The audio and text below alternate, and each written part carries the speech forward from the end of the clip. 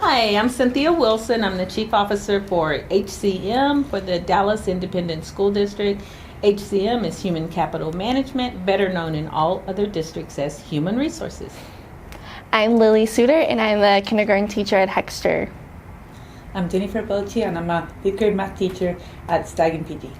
All right, so ladies, here we are in April, Yes. and it's almost May, the end of the year. Are you excited about the end of the year? Tell me what you're most excited about.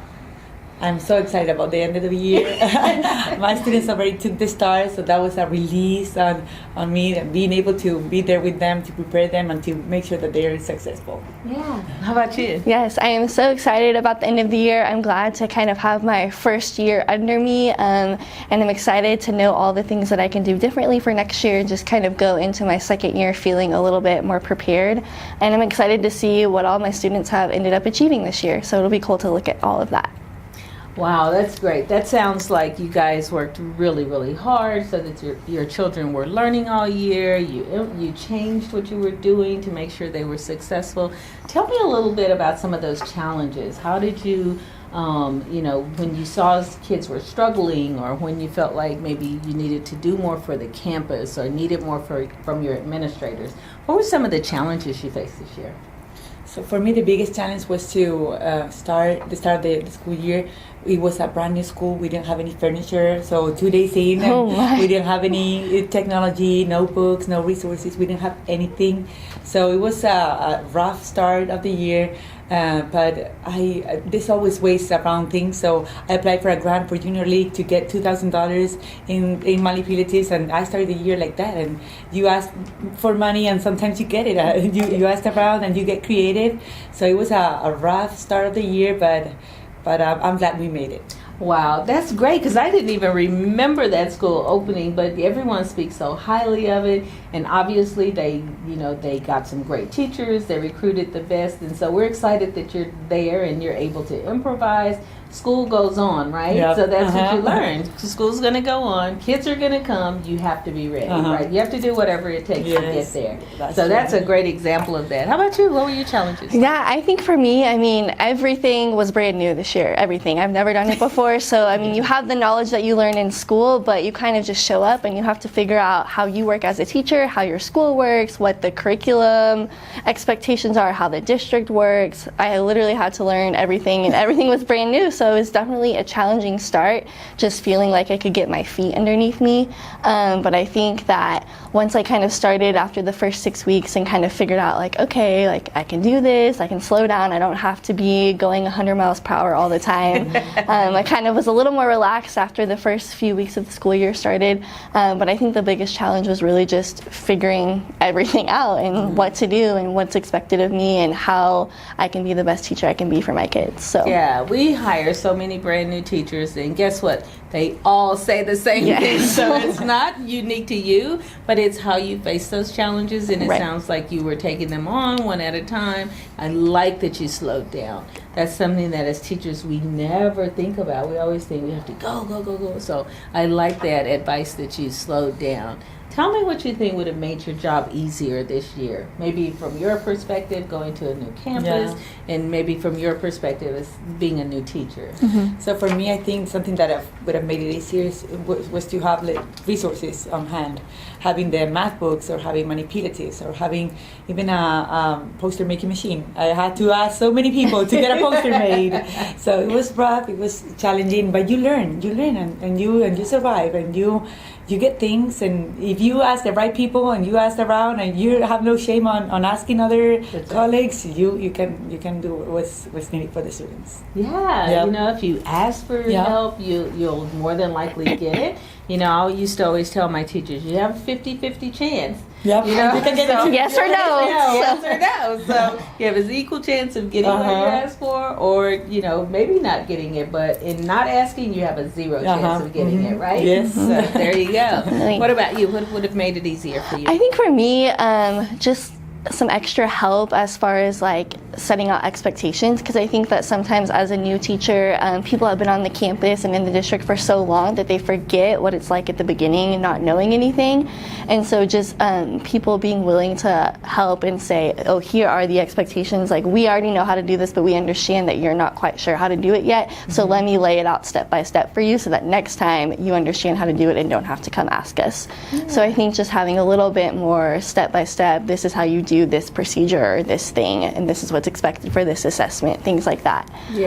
I think extra help is always beneficial. Extra help is beneficial. And so, I hate to keep talking about when I was a teacher, but those were some of my best years. I loved being a teacher. I always say, I can go back to being a teacher if you don't want me to do this job. But I would always get my kids at the beginning of the year, and they come in, I'm like, they don't know anything. Where'd they come from? What's wrong with this year? And then I would realize, oh my God, I'm comparing them to my kids at the end of the previous year who knew so much. And it's like, oh, okay, I guess I can do it again. Gotta start all over. All over again. So tell me what things helped you grow professionally this year. We're always wanting to grow professionally. So can you give me some insight? So something that the district for me is rolling out this year is SILT.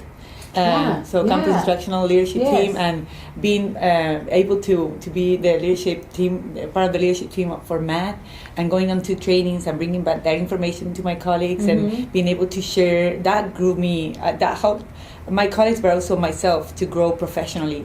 And also being the TEI expert at my campus, and we roll it out and in a way that we all contributed to one another in our applications, and we set up like little parties, and we will bring our applications, our drafts, and go over them. And for me, I had that, this year was a very special year because I had the possibility of growing as a leader. So that's great, because when we sit as the leadership team in the district, we hear about the SILT teams and what they're doing, and so I'm so happy you mentioned that, because now it's like, okay, now I can connect what we talk about and don't really see, or me. I know that some of the other members of the team, they get to see you guys in action, but we really believe a lot in that team and feel like it was a great addition to the district and helping the district grow. I do believe it was great, and most of my resources that I got was from going to those meetings and asking around and asking experts. So that was really, really nice. Yeah, that's great. Yeah. So, and you professionally as a new teacher? Yeah, I think most of my professional development this year has come from my campus. We do PLCs every week with our team and our principal and our instructional coach, and I think that was super beneficial to me, just to kind of figure out what are some things I can tweak in my instruction to make it more beneficial to my students, and then what are other people on my team who have been doing this for years, what are they doing in their classrooms that I'm not doing that I can steal from and implement to make my students more successful. So I think that was the biggest thing for me, is just attending those PLCs and really collaborating with my team and my instructional coach on our campus this year. Okay, cool. So I'm going to throw you a curveball here and talk a little bit about TEI. Tell me how, we've talked a little bit about the challenges we had this year, professional learning. Tell me a little bit about how that all fits together as you're entering the TEI evaluation and system, and you as a master teacher. Tell me a little bit about how those pieces fit together. To me, I am a big advocate for TI. I think it's a great reward system. I think it pushes you out of the classroom and to do more extra things, and to help other people around at your campus, and even outside of your campus, like presenting, going onto national conferences and presenting. Like this year, I'm planning to present on a dual language institute across the district. So it helps you get outside. It's not all about the scores that you get. It's not all about your students. Now it's about moving more students in the district. And now, how can I help other colleagues? And it pushes you out of the classroom, and I think it makes you a better professional. Yeah, I'm going to take notes on that. People are always asking me about TEI because it lives here in HCM. And so I get lots of questions about, so what do teachers think about TEI, and how do you do all this? It's too hard. So you put it very, very succinctly and clearly, and that's really the importance of TEI, is how can I grow as a professional?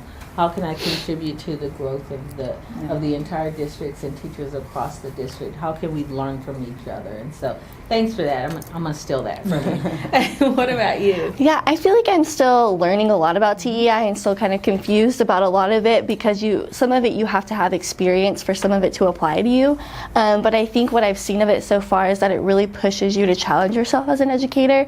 I think a lot of times, especially as a classroom teacher, it can be really easy to just be stagnant in what you're doing and say, oh, I've done this for 5 years, I'm going to keep doing it the same way, or I'm just going to stick to my bubble. But like she was saying, it's kind of a good opportunity to challenge yourself to continue to grow and not just stay where you are, but really go above that status quo and keep pushing yourself. And it's been really cool to watch other people on my campus who are applying for DTR and things like that come around each other and cheer each other on and say, hey, like, maybe try doing it this way, or put this on your application, or here are some things that you can get involved in to help you grow even more. So it's been cool just kind of watching that from the outside, seeing how people work together in order to grow themselves. Yeah, and since you two guys have kind of hooked up, you can help her. You know, you'll have a mentor right there that you've connected to, someone who's done it, serve as a model for, you know, what you aspire to be, because that really, for me, that's what TEI is about. It's that continuous growth model.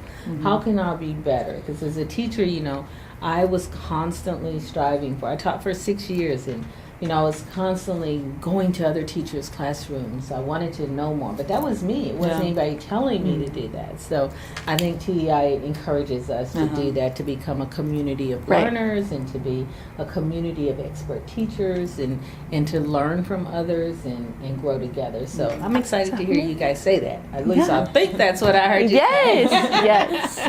All right, let me see. Going into summer, what kind of things do you plan to do to sort of continue to grow? Is there anything that you've got your eye on doing? Or? Definitely going to professional developments throughout the summer. I'm not exactly sure which ones I'll be going to yet, but excited to see what opportunities are out there for that and start going to those. And I think also I'm just so excited for the summer because I have a whole list in my planner of things to do better for next year. So I can just kind of start working on those things and seeing, okay, this clearly did not work this year. Like, let's start doing different things. Let's talk to other people and see how they did it.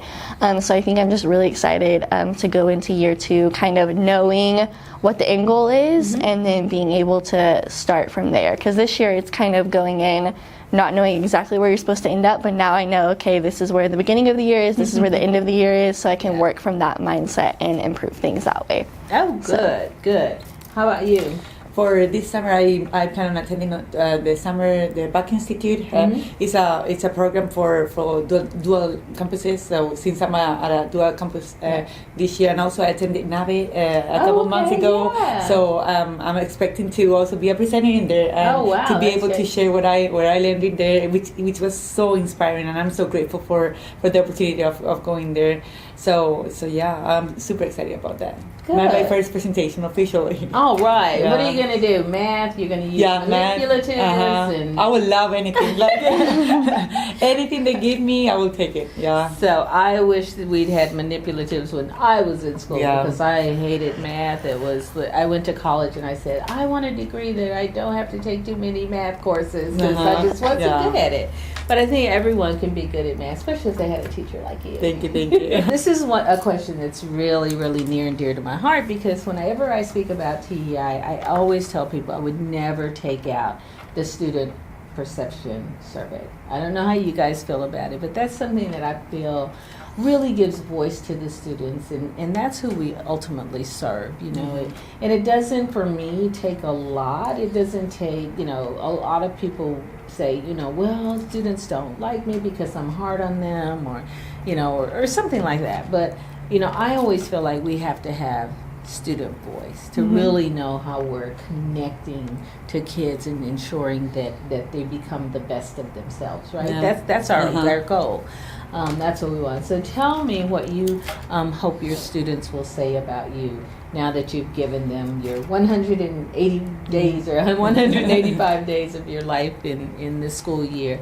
Tell me what you think they'll say, or what you hope they'll say. Okay, I am hoping they think that I inspire them. I think the survey not only ask them questions about performance, how my teacher pushes me. Of course, we all push our students, but I would grow in them as an individual. Are we asking them what they want to be when they grow up? Do we care about them, like about personal stuff that happens at home? Because they all bring a luggage, and that makes their personality. And I think there's a difference between a teacher that teaches to mastery and she cares about this course, and that's great. But also you have to care about the person that you're taking care of. Yeah. Their parents sent you the best they have, and that's all they can do. And then you serve them for so many hours, and you have to really be a loving person to grow them, to take care of them, and to really care for what you're doing. Yeah. It's not just scores, it's their people. Yeah. So I want to go back to 5th grade so you can be my teacher. Okay, tell me what you hope your students will say about you. I think for me, I just want my students to come away from this year that they loved learning, because I'm their first exposure for most of them to school of any kind. A lot of them have never even been to preschool, any kind of daycare, anything. So I just want them to come away from this year saying, Miss Sooter really helped me to love learning and love going to school, because they have such a long road ahead of them that if I've already put a bad taste in their mouth about school, like that to me is heartbreaking, and I want them to just look forward to going to school and know that they're loved and they're cared about. And to me, like, if they didn't do great on their tests, that's sad, but honestly, if they are happy and felt loved and welcomed and cared for, and like their needs were met emotionally too and not just academically, I think that's my goal, is that they just feel loved and that they love learning. Well, and I want my son to go back and be in your classroom because he had a terrible kindergarten that's teacher. so sad. I hate to say that, but So sad. But it's true. So I wish you had been his kindergarten teacher. You both have given us so many inspiring words. I'm so happy I had an opportunity to meet you. Thank you. It helps me to make sure that I keep a face and the heart of teachers in TEI and any conversations that I have about TEI. And so I thank you for that, for pouring into me all that you are and all that you give to your kids. So thanks so much. Thank Thank you. you. It was great talking with you. Yeah.